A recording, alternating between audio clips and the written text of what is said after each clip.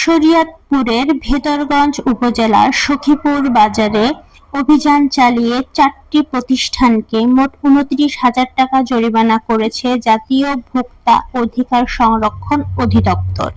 সোমবার ১০ই আগস্ট সখীপুর বাজারে পরিচালিত অভিযানে বিভিন্ন অনিয়মের অভিযোগে এইসব প্রতিষ্ঠানকে জরিমানা করা হয়। অভিযানে পণ্যের মোড়ক ও অন্যান্য তথ্য যথাযথভাবে ব্যবহার না করায় নিউ ঢাকা বেকারিকে ১০,০০০ টাকা জরিমানা করা হয়।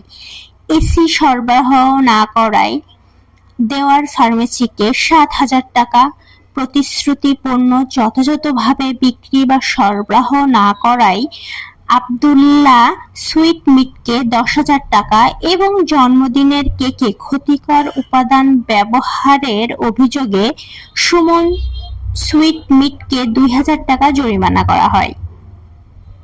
এ সময় বাজারে কয়েকটি প্রতিষ্ঠানকে সতর্ক করা হয়।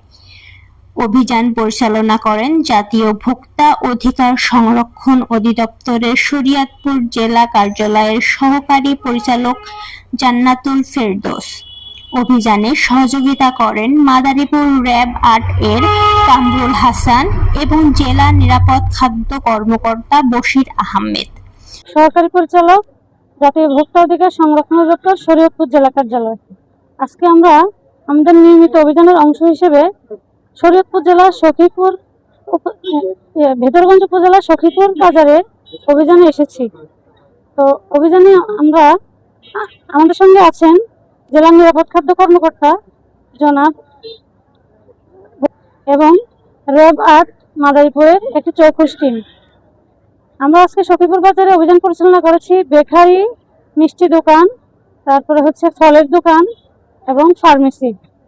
তো এইসব প্রতিষ্ঠানে আমরা বিভিন্ন ধারায় সতর্কতামূলক 4টি প্রতিষ্ঠানকে আমরা ২৯,০০০ টাকা জরিমানা আরোপ করেছি এবং বিভিন্ন বিষয়ে সচেতন করেছি। তো আমাদের অভিযান সচেতনতামূলক অভিযান, যদি পরবর্তীতে আমাদের নির্দেশনাগুলো না মানে আমরা পরবর্তীতে আরও কঠোর ব্যবস্থা নিব। ভোক্তার স্বার্থে আমাদের এ ধরনের অভিযান অব্যাহত থাকবে।